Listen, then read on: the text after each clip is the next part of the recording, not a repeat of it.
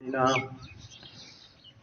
يهده الله فلا مضل له ومن يضلل فلا هادي له ونشهد أن لا إله إلا الله وحده لا شريك له ونشهد أن سيدنا ومولانا محمدا عبده ورسوله أما بعد فأعوذ بالله من الشيطان الرجيم بسم الله الرحمن الرحيم من يعمل سوءا يجز به وقال الله تبارك وتعالى في مقام آخر ما أصابكم من مصيبة فبما كسبت أيديكم ويعفو عن كثير وقال الله تبارك وتعالى في مقام آخر ظهر الفساد في البر والبحر بما كسبت أيدي الناس صدق اللہ مولانا العظیم. روشنی پڑھ لیجیے. اللہم صلی وسلم وبارک علی سیدنا محمد. قابل قدر قابل صد احترام معزز سامعین و برادران اسلام، اللہ تعالیٰ نے انسان کو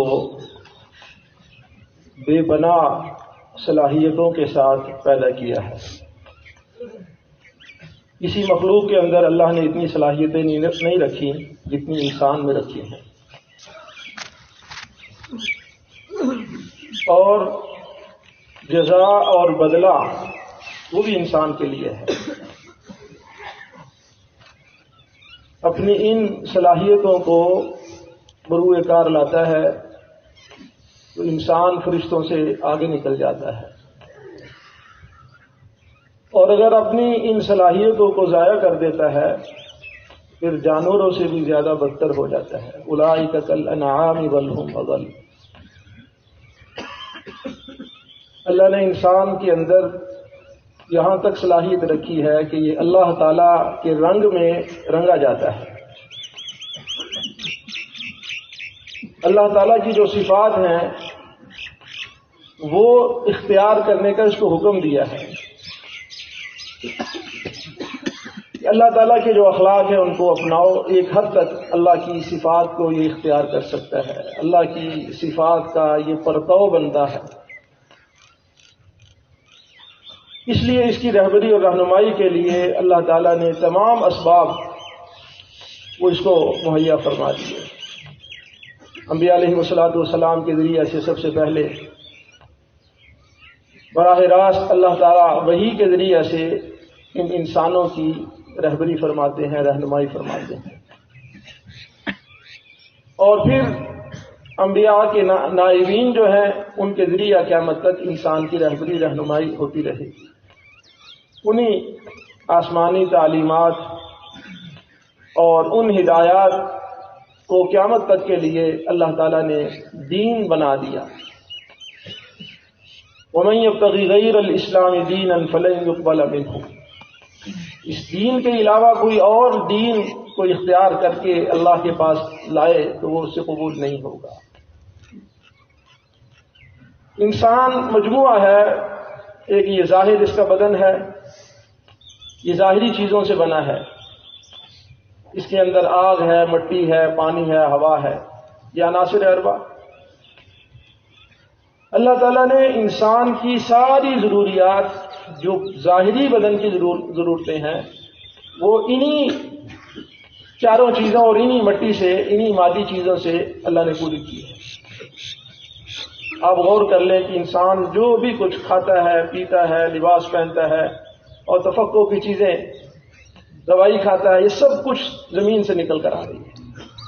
پھر اس پر محنت کر کے اس کی جدید شکلیں بن جاتی ہیں، ہے سب کچھ زمین سے. اسی لیے فرمایا منہا خلقناکم وفیہا نعیدکم ومنہا نخرجکم تارۃ اخری. یہ آیت مبارکہ جب میت کو دفن کر رہے ہوتے ہیں، مٹی ڈالتے ہیں، تو اس وقت بھی پڑھنا مستحب ہے.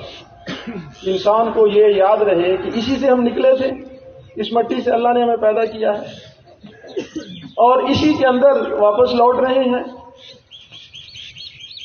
اور اسی مٹی سے ہم دوبارہ تمہیں نکالیں گے. یہ انسان کا ظاہر بدن ہے. اور ایک اندر اس کا باطن ہے، اس کی روح سے تعبیر کر لیں، ایک بدن ہے، ایک روح ہے، اس سے مل کر انسان بنتا ہے. اور اصل کے اندر شاہ سوار جو ہے وہ روح ہے، یہ بدن اس کی سواری ہے. اور یہ قاعدہ مسلمہ ہے کہ اگر شاہ سوار صحت مند، عقل مند، صحیح سالم ہے تو وہ کمزور سواری کو بھی اپنی منزل تک لے جائے گا. شاہ سوار اگر ٹھیک ہے، صحیح سالم ہے، صحت مند ہے، عقل مند ہے، وہ کمزور سے کمزور سواری کو بھی منزل مقصود تک لے جائے گا، جیسے بھی لے جائے. اور اگر شاہ سوار وہ کمزور، لاغر، عقل ٹھیک نہیں ہے، سست ہے، کاہل ہے، تو سواری جتنی بھی عمدہ اور اچھی ہو وہ اس کو منزل تک نہیں لے جا سکے گا. وہ تو پھر سواری کی جو مرضی ہوگی، جہاں وہ لے جائے گی وہاں لے جائے گی. اللہ تعالیٰ نے انسان کے لیے جو نظام بنایا ہے، اس کا بدن اور روح، اس میں اصل روح ہے. بدن اس کا معاون ضرور ہے، یہ اس کی سواری ہے، اور اصل روح ہے. میرے محترم دوستو، ہم روزانہ کے تجربے سے یہ علم ہمیں حاصل ہے.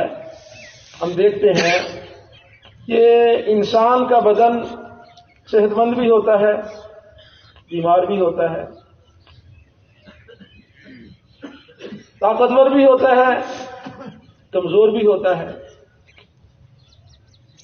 اور پھر اللہ تعالیٰ نے اس جسم کی صحت کے لیے ہر قسم کی دوا پیدا کی ہے. یہ الگ بات ہے کہ کسی کو کوئی رہنمائی نہ ہو کسی مرض، کسی تکلیف میں. تو اس بدن کی صحت کے لیے اس کے معالج موجود ہیں، ادویہ موجود ہیں. وہ معالج علاج کرتے ہیں، دوا دیتے ہیں، پرہیز بتاتے ہیں، بڑی سے بڑی بیماری بھی دور ہو جاتی ہے. اسی طرح یہ روح کا معاملہ ہے. روح کمزور بھی ہوتی ہے، صحت مند بھی ہوتی ہے، صحیح بھی ہوتی ہے، بیمار بھی ہوتی ہے. تو یہ روح جو اصل ہے، اب بدن کے لیے تو اللہ تعالیٰ نے سارے انتظامات کر دیے، ایک روح کے لیے انتظام نہیں ہوگا، اس کے لیے بھی انتظام ہے. روح بھی بیمار ہو جاتی ہے جیسے بدن بیمار ہوتا ہے، اور جیسے بدن اس کا علاج کیا جائے، اس کو دوا دی جائے، اس کی پرہیز کی جائے تو وہ صحت مند ہو جاتا ہے. اسی طرح روح اگر کمزور ہو جائے، بیمار ہو جائے، اس کو بھی دوا دی جائے، روح کی جو دوائیں ہوتی ہیں، اور اس کی جو پرہیز ہے وہ پرہیز کروائی جائے تو روح بھی صحت مند ہو جاتی ہے، طاقتور ہو جاتی ہے. بدن جیسے مضبوط ہوتا ہے اور اپنے سارے کام سر انجام دیتا ہے، تو روح بھی اسی طرح سارے کام انجام دیتی ہے. یہ چونکہ بدن کا ہمیں ہر وقت مشاہدہ ہے، ہمیں پتہ ہے، اور یہ بھی پتہ ہے کہ اگر کوئی آدمی کوئی اندرونی، اللہ نہ کرے، کسی موذی بیماری میں مبتلا ہو جائے، اللہ نہ کرے کسی کو کینسر ہو گیا ہے، ہیپاٹائٹس ہو گیا ہے، اس طرح کی کوئی موذی بیماری ہو گئی ہے، اب وہ اس مرض کا علاج تو نہیں کرتا، اس کے ساتھ عمدہ غذائیں استعمال کرتا ہے. یہ سب کو معلوم ہے کہ یہ غذائیں اس کو فائدہ نہیں دیں گی، بلکہ اور زیادہ اس کو بیمار کر دیں گی. کسی کا معدے کا نظام خراب ہے تو مقوی غذائیں کھائے گا تو معدہ اور خراب ہو جائے گا، اور زیادہ بیمار ہو جائے گا. اس کے لیے یہ ضابطہ اور طریقہ ہے کہ پہلے اس مرض کا علاج کیا جائے، اس کے بعد پھر قیمتی غذائیں نہ بھی کھائے، صرف پیاز روٹی کھا لے تو تب بھی بدن کو قوت اور صحت ملے گی. شرط یہ ہے کہ وہ موذی بیماری وہ ٹھیک ہو جائے. بالکل اس طرح سمجھے آپ کہ روح کو بھی بیماریاں لگ جاتی ہیں. اب ان بیماریوں کا اگر علاج نہ کیا جائے، ان کو ختم نہ کیا جائے، روح کی جو اچھی غذائیں ہیں وہ اس کو ساتھ ملتی رہیں، تو یہ روح صحت مند نہیں ہوگی، یہ اور کمزور ہو جائے گی۔ آپ سمجھ گئے ہوں گے، جیسے بدن کا معاملہ ہے اسی طرح روح کا معاملہ ہے۔ اسی لیے لوگ غلط فہمی میں مبتلا ہو جاتے ہیں کہ سالہ سال سے نماز پڑھ رہے ہیں، ذکر بھی کرتے ہیں، تلاوت بھی کرتے ہیں، صدقہ خیرات بھی کرتے ہیں، رفائی کاموں کے اندر کہیں ہسپتال بنا دیا، کہیں مسجد بنوا دی، عمرہ کر لیا، دوسروں کو عمرہ کروا دیا، یہ سارے کام کر رہے ہیں، لیکن روحانی ترقی جو ہے وہ نہیں مل رہی۔ اصل کے اندر بات یہ ہے کہ یہ جو روح کو کینسر لگا ہوا ہے، روح کی جو بیماری لگی ہوئی ہے، اس بیماری کا تو علاج نہیں ہو رہا۔ یعنی یہ عبادات بھی ہو رہی ہیں اور روح کی بیماریاں کیا ہیں؟ گناہ ہیں، وہ ساتھ ساتھ گناہ بھی چل رہے ہیں۔ ورنہ اللہ تعالیٰ نے اور اللہ تعالیٰ کے حبیب پاک صلی اللہ علیہ وسلم نے جو بات ارشاد فرمائی ہے وہ کبھی جھوٹی نہیں ہو سکتی، ہر تحقیق غلط ہو سکتی ہے، اللہ کے رسول کی بتائی ہوئی بات غلط نہیں ہو سکتی۔ تو یہ انسان، اس کی روح جیسی ہوگی اس کے اوپر اسی طرح کے نتائج مرتب ہوں گے۔ اور ایسا نہیں ہے کہ ایک نیک صالح آدمی ہے، اس کے ساتھ بھی اللہ کی رحمتوں اور برکتوں کے اترنے کا وہی معاملہ ہو، اور ایک گناہگار آدمی ہے اس کے ساتھ بھی وہی ہو۔ مثال کے طور پر ایک آدمی صبح کے وقت اٹھتا ہے، تہجد پڑھتا ہے، اللہ کا ذکر کرتا ہے، نماز مسجد میں آ کر ادا کرتا ہے، قرآن پاک کی تلاوت کرتا ہے، اور ایک وہ آدمی جو اٹھتا ہی اس وقت میں ہے جب نماز کا وقت ختم ہو گیا ہوتا ہے، تو کیا یہ دونوں برابر ہو سکتے ہیں؟ حدیث پاک میں آتا ہے کہ جو آدمی صبح اٹھ کر اللہ کا نام لیتا ہے، نماز ادا کرتا ہے، اس کا سارا دن چست اور نشیط ہوتا ہے، اور جو آدمی صبح کی نماز کا وقت بھی ضائع کر دے، سورج نکلنے کے بعد اٹھے، تو اس کا سارا دن سست اور کاہلی میں گزرتا ہے۔ اور حدیث پاک میں آیا کہ شیطان اس کے کان میں پیشاب کر دیتا ہے۔ اب شیطان کا پیشاب اسے اس کے جسم کے اندر کیا قوت اور کیا طاقت اور کیا روحانیت آئے گی؟ تو اب یہ دونوں بھلا برابر ہو سکتے ہیں؟ ہرگز نہیں۔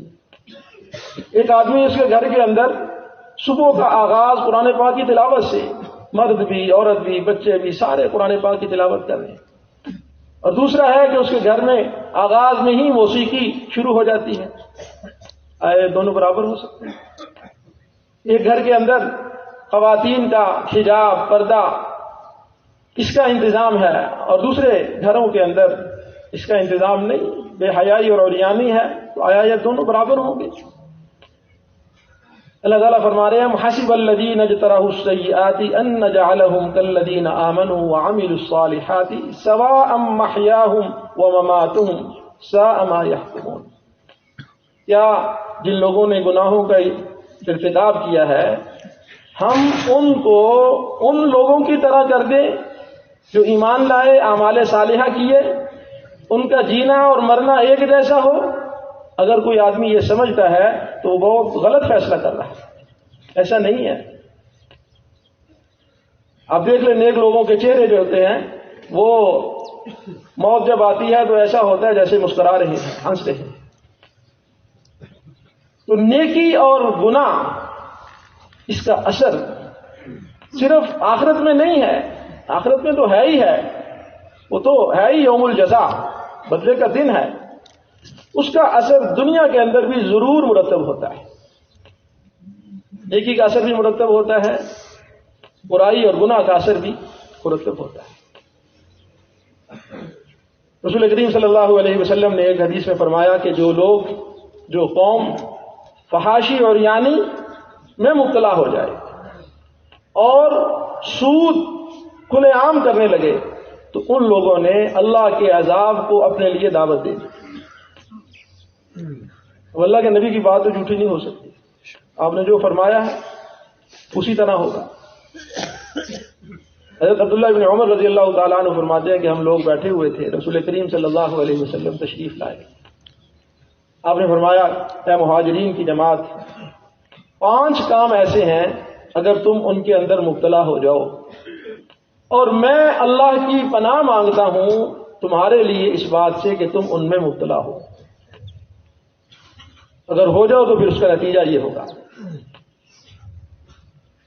فرمایا کہ جو قوم فحاشی اور عریانی کے اندر مبتلا ہو جائے گی، اللہ تعالیٰ ان پر ایسی بیماریاں ان میں بھیجیں گے کہ وہ بیماریاں ان کے پہلے لوگوں میں نہیں ہوں گی،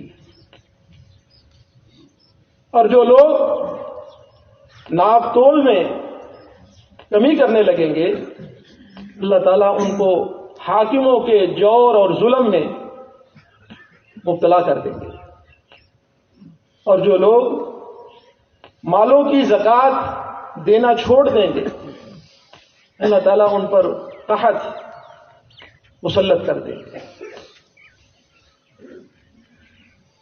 اور جو لوگ اللہ کے رسول کے عہد کو توڑ دیں گے اللہ تعالیٰ ان کے دشمنوں کو یعنی کفار کو، مشرکین کو ان کے اوپر مسلط کر دیں گے،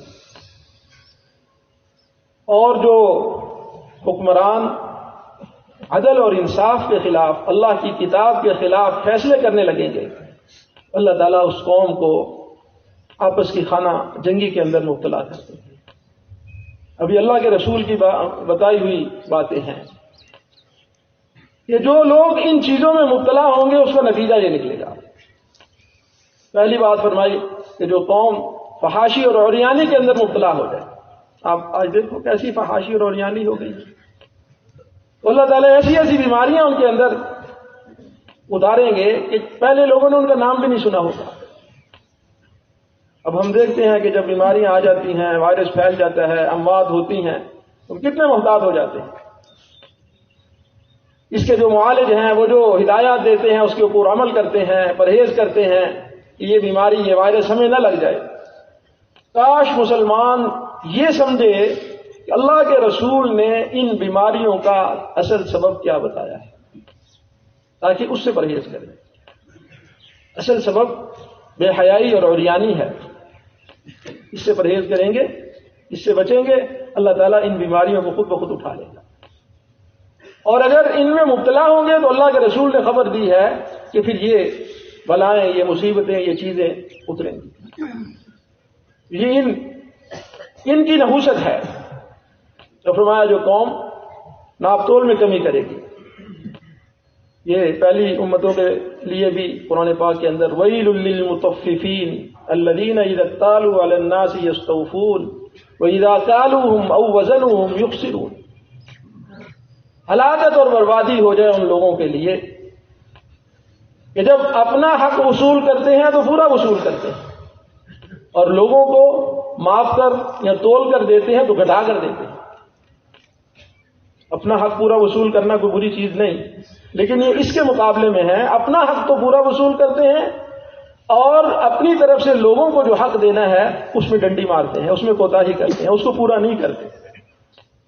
حالانکہ حدیث پاک میں فرمایا گیا کہ جو تاجر پورا وزن کر کے دیتا ہے یہ تو اس کا حق ہے، دے، نہیں تو اس کی گرفت، اور جو اپنی طرف سے زائد ہوگا وہ اس کے لیے باعث برکت ہوگا، وہ برکت کا ذریعہ اور سبب بنے گا، اس کے ذریعے سے مال میں برکت آئے گی۔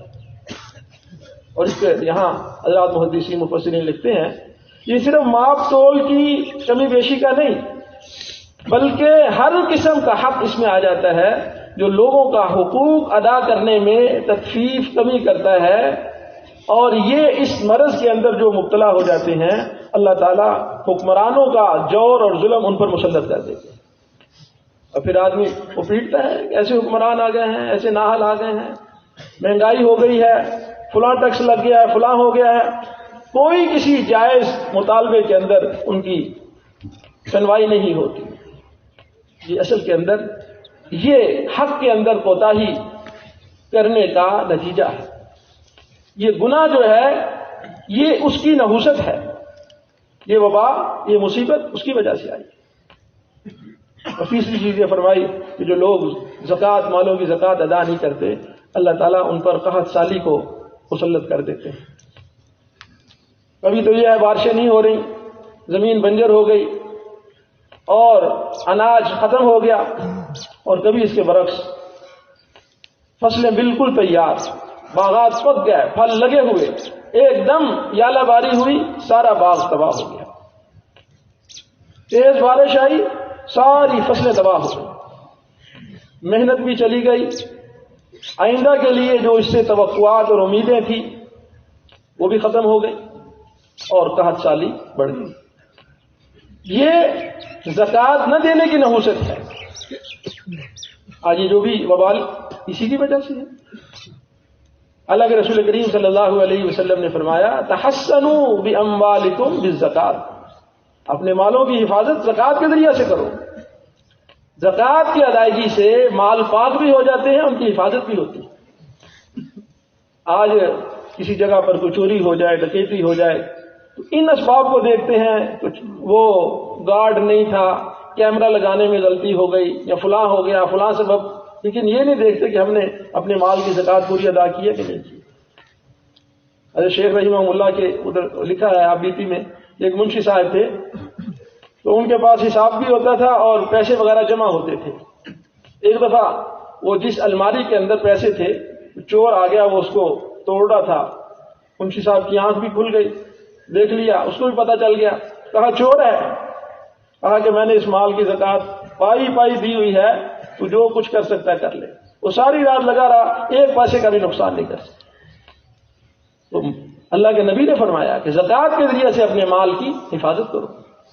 زکوٰۃ کے ذریعے سے مال کے اندر برکت بھی ہوتی ہے، مال کی حفاظت بھی ہوتی ہے۔ یمحق اللہ الربا ویربی الصدقات، اللہ تعالیٰ ربا، سود، اس کو مٹاتے ہیں، ختم کرتے ہیں، اور صدقات کو بڑھاتے ہیں۔ ہماری نظر کچھ اور دیکھ رہی ہے، سود کے ذریعے سے بڑھوتری ہو رہی ہے، اللہ فرما رہے ہیں کہ اللہ سود کو ختم کرتے ہیں۔ یہ کبھی نہیں ہوا کہ جو اللہ کے مجرم اور سود کے ساتھ وہ کاروبار کرتے ہوں اور وہ پھر پھلے پھولے، ان کی نسلوں کے اندر یہ پھلے پھولے۔ عمر بن عبد العزیز رحمہ اللہ کے 11 بیٹے تھے، اور انہوں نے بالکل معمولی مال چھوڑا۔ کسی نے کہا بھی ان کو کہ آپ اپنے اولاد کے ساتھ انصاف نہیں کر رہے۔ مرض الوفات میں تھے، اٹھ کر بیٹھ گئے، کہا کہ اگر یہ نیک اور صالح ہیں تو اللہ تعالیٰ ان کا وکیل اور کفیل ہے، اور اگر یہ نیکوکار نہیں ہیں تو میں ان کے گناہوں کا وبال اپنے سر نہیں لینا چاہتا۔ اللہ تعالیٰ نے چند سالوں کے اندر اتنی ان کو مالی وسعت دے دی کہ 12 لاکھ درہم ان کی طرف سے سالانہ بیت المال میں زکوٰۃ آتی تھی، اور اس کے مقابلے میں دوسرے جو جنہوں نے بیت المال کے مال کھائے تھے، تاریخ نے لکھا ہے کہ اسی شاہی مسجد، جامع مسجد کے باہر لوگ بھیک مانگتے تھے، اللہ کے نام پر دے دو، یہ مسجد ہمارے دادا نے بنائی ہوئی ہے۔ میرے محترم دوستو، یہ دنیا جو ہے اس کے اندر مکافات عمل ہے، اچھائی کا بدلہ بھی ہے، برائی کا بدلہ بھی ہے۔ چوتھی چیز جو رسول کریم صلی اللہ علیہ وسلم نے فرمایا کہ جب لوگ اللہ کے عہد کو، اللہ کے رسول کے عہد کو توڑ دیں گے تو اللہ تعالیٰ غیروں کو، یہودی ہوں، کافر ہوں، مشرک ہوں، ان کے ایجنٹ ہوں، ان کو ان پر مسلط کر دیں گے اور وہ ان کے اموال کو چھینیں گے۔ میرے محترم دوستو، اگر ہم سرسری نظر دوڑا کر دیکھیں تو ایسی صورت نہیں ہے۔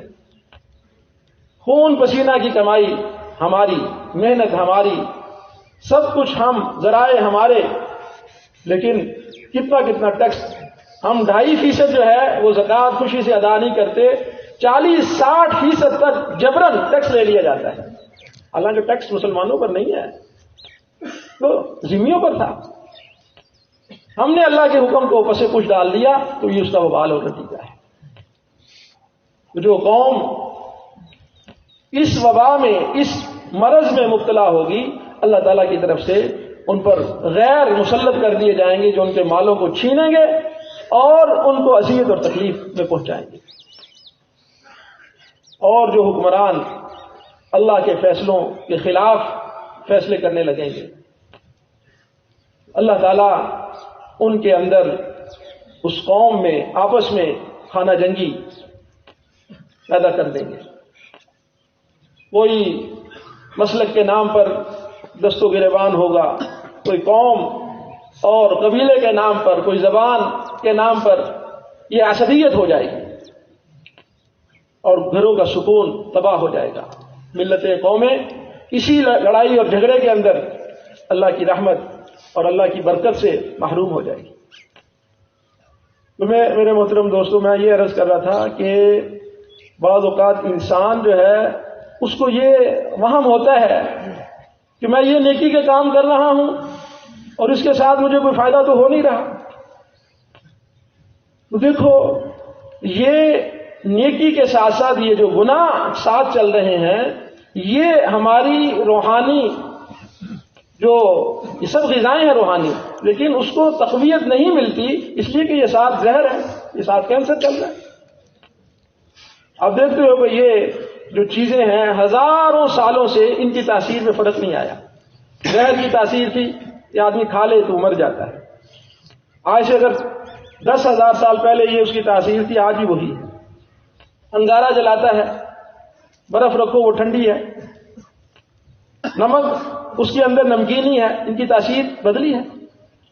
تو گناہوں کی تاثیر کیسے بدلتی؟ اللہ کے نبی نے جو بتا دیا کہ فلاں گناہ کی فلاں تاثیر ہے، فلاں گناہ کی وجہ سے فلاں عذاب آئے گا، فلاں نحوست آئے گی. جیسے یہ نہیں بدلا تو گناہوں کی تاثیر بھی نہیں بدلے گی. تو بعض اوقات بعض لوگ کسی کو دیکھ کر کے وہ بظاہر گناہ بھی کر رہا ہے اور بڑا اس کے پاس فراوانی ہو رہی ہے، مال آ رہا ہے، چیزیں آ رہی ہیں، اور وہ بھی سمجھ رہا ہوتا ہے کہ یہ برکت ہے. اللہ کے قرآن اور حدیث سے اخذ کر کے معلوم ہوتا ہے کہ اللہ تعالیٰ کا سزا دینے کا جو طریقہ ہے وہ مختلف ہے، تنبیہ کا طریقہ مختلف ہے. بعض اوقات کوئی آدمی کوئی جرم کرتا ہے، کوئی گناہ کرتا ہے، فوراً کوئی اس پر کوئی آفت آتی ہے، مثلا جھوٹ بولا تو کوئی نقصان ہو گیا. یہ تو میں نے اپنی آنکھوں سے وہ لوگ دیکھے ہیں کہ جنہوں نے بتایا کہ ہم نے 2, 3, 4 دفعہ سود کا کاروبار کرنا شروع کیا، فوراً ہمارے اوپر جو ہے وہ اتنا گھاٹا آ گیا کہ ہمیں یہ یقین ہو گیا کہ یہ اس کی نحوست ہے. ہم نے پکی توبہ کر لی کہ سود نہیں کریں گے، حالانکہ بہت زیادہ دیندار نہیں. تو یہ اللہ تعالیٰ کی طرف سے تنبیہ ہوتی ہے، اور یہ یوں سمجھو کہ اللہ کی بڑی نعمت ہے کہ آدمی کو تنبیہ ہو جائے اور وہ اس گناہ سے توبہ کر لے. اور دوسرا تنبیہ کا طریقہ یہ ہوتا ہے کہ بعض اوقات انسان بڑھاپے میں پہنچ گیا ہے، اب وبائیں، مصیبتیں، پریشانیاں، تکلیفیں آ رہی ہیں، وہ کہتے ہیں یہ کہاں سے آ گئی؟ تو وہ جو جوانی کے اندر کیے ہوئے گناہ ہیں، یہ اس پر اب اس کا وبال آ رہا ہے. اگر توبہ نہیں کی صدق کے دل سے تو پھر ایسی صورت بھی ہو جاتی ہے. بہرحال یہ بھی آخرت کے مقابلے میں ایک قسم کی غنیمت ہے کہ دنیا میں نمٹ جائے. اور تیسری تنبیہ وہ ہوتی ہے کہ وہ فراوانی ہے، خوشحالی ہے، بظاہر مال زیادہ ہے، سارا کچھ ہے، اور وہ بھی مطمئن ہوتا ہے یہ تو اللہ کی نعمت آ رہی ہے، اللہ کی رحمت آ رہی ہے، حالانکہ شرعی گناہوں میں مبتلا ہے اور وہ سمجھ رہے ہیں کہ اللہ کی رحمت ہے، ھذا من فضل ربی. ایسا سارا حرام کے مال سے گھر بنا لیا اور لکھ دیا ھذا من فضل ربی. یہ صرف لکھنے سے نہیں ہوگا. اس کے بارے میں قرآن پاک کے اندر بھی ہے، فَلَمَّا نَسُوا مَا ذُكِّرُوا بِهِ فَتَحْنَا عَلَيْهِمْ أَبْوَابَ كُلِّ شَيْءٍ حَتَّى إِذَا فَرِحُوا بِمَا أُوتُوا أَخَذْنَاهُمْ بَغْتَةً فَإِذَا هُمْ مُبْلِسُونَ. جو لوگ ہماری نصیحت کو بھول گئے، پس پوچھ ڈال دیا، فتحنا علیہم ابواب کل شیء، ہم نے ان کے اوپر ہر چیز کے، ہر نعمت کے دروازے کھول دیے. فراوانی ہے، خوشحالی ہے، وہ سمجھتے ہیں کہ یہ اللہ کی نعمت ہے. اور پھر اللہ تعالیٰ نے اچانک ان کی پکڑ کی اور پھر اس پکڑ سے ان کو کوئی بچانے والا نہیں. یہ قارون کے ساتھ بھی یہی معاملہ تھا. قارون بھی تورات کا پڑھا ہوا تھا، تورات کا عالم تھا. مال اللہ تعالیٰ نے دیا، موسیٰ علیہ السلام نے کہا کہ اللہ کا حکم ہے اس کا جو مال کا حق ہے وہ مالی حق ادا کرو. اس نے کہا قال انما اوتیت علی علم، یہ تو میں نے اپنی محنت اور اس کوشش سے کمایا ہے. اس میں اللہ کے حق کا کیا سوال بنتا ہے؟ پھر اللہ تعالیٰ نے اس کو مہلت دے دی. اتنا مال بڑھ گیا کہ اس کے خزانوں کی جو چابیاں تھیں وہ کئی جماعتیں اٹھاتی تھیں. اور پھر جب مہلت اس کی پوری ہو گئی فخسفنا به وبداره الارض فما كان له من فئة ينصرونه من دون الله وما كان من المنتصرين. ہم نے اس کو اس کے ساز و سامان مال دولت گھر کے سمیت زمین میں دنسا دیا اور اس وقت پھر کوئی جماعت اس کے کام نہ آئی. اس لیے میرے محترم دوستو نیکی جو ہے اس کا اثر بھی ہے, گناہ اس کا اثر بھی ہے. بعض اوقات انسان جو ہے اس کو سمجھ نہیں آ رہی ہوتی, اس کو پتہ نہیں چل رہا ہوتا کہ جیسے مریض ہو نا, بیمار ہو جائے تو اس کو زبان کا ذائقہ جو پتہ ہی نہیں چلتا. اس کو مٹھائی کھلاؤ تب کوئی ذائقہ نہیں ہے, کوئی پھیکی چیز کھلاؤ تب پتہ نہیں ہے. تو بعض اوقات انسان جو ہے اللہ کی طرف سے عذاب اترا ہوتا ہے اس کو پتہ ہی نہیں چلتا.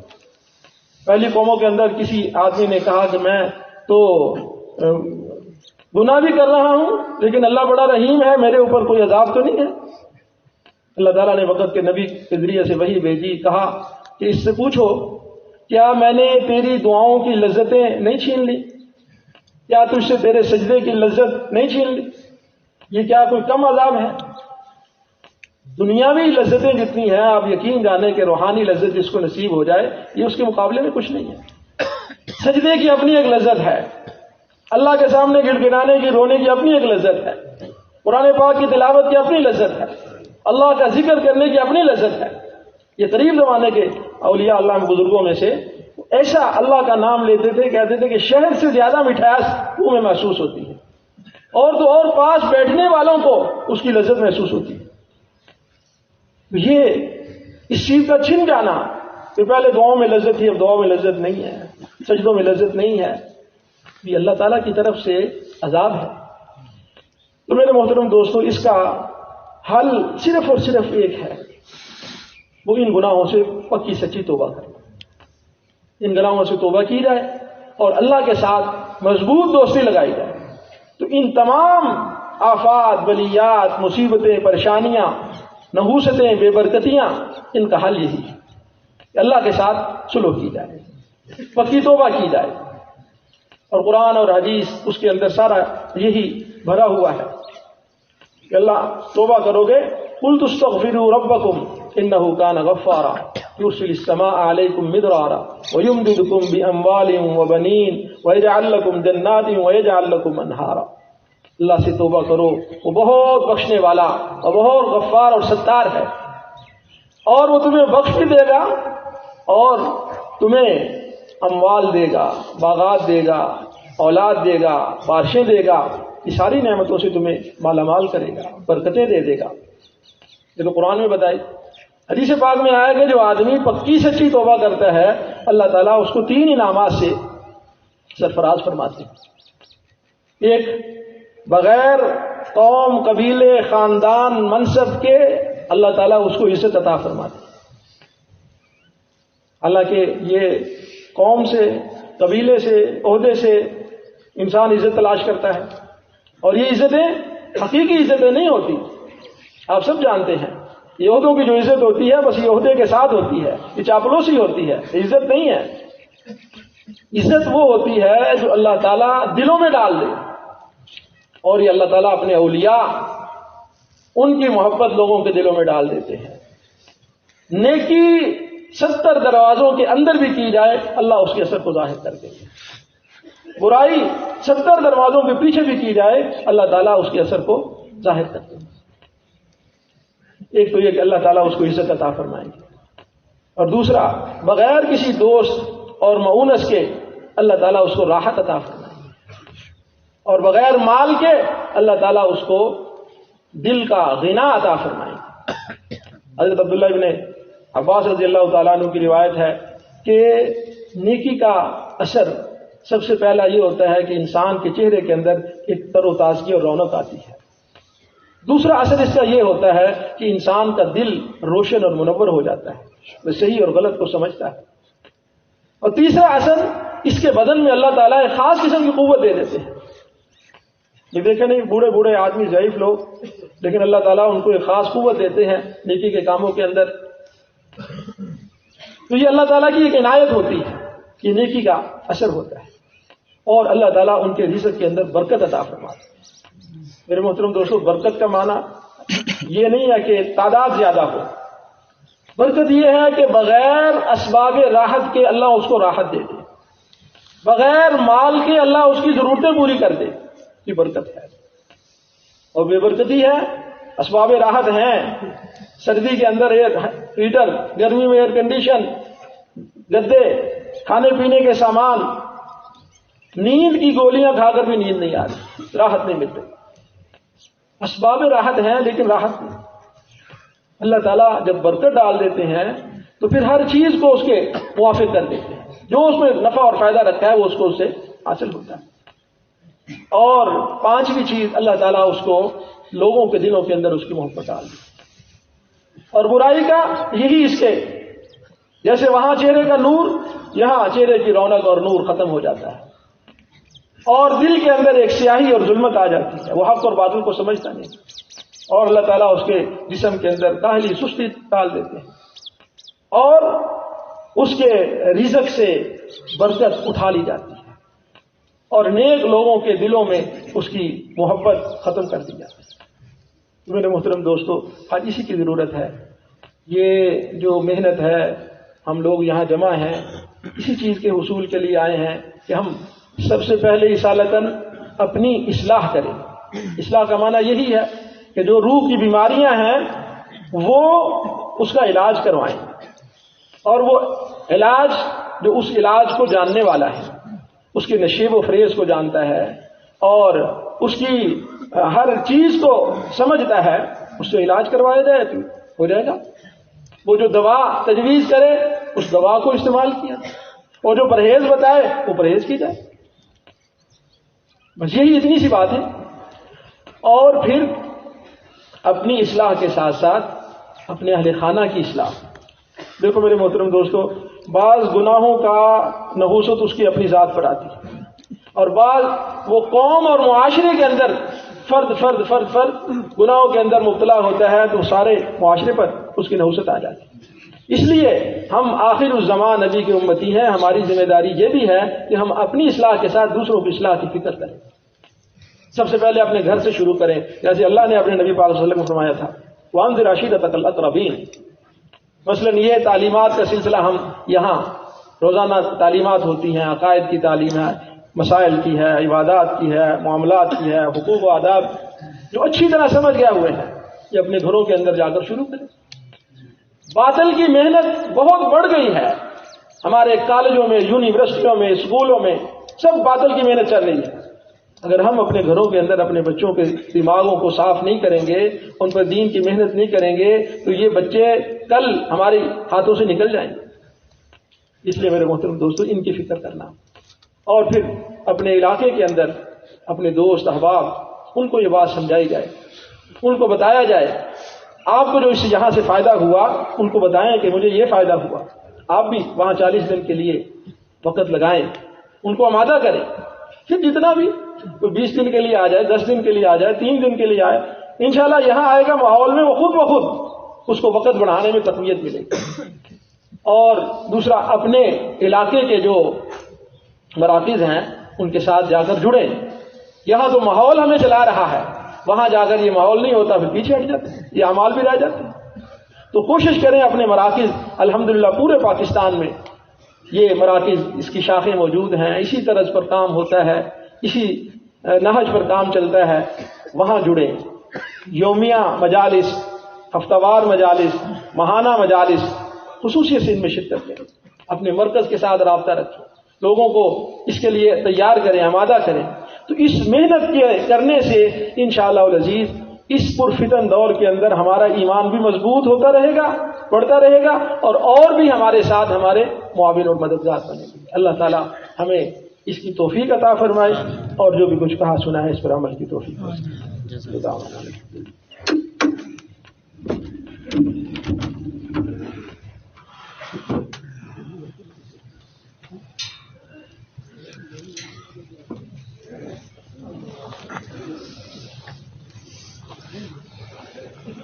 بس.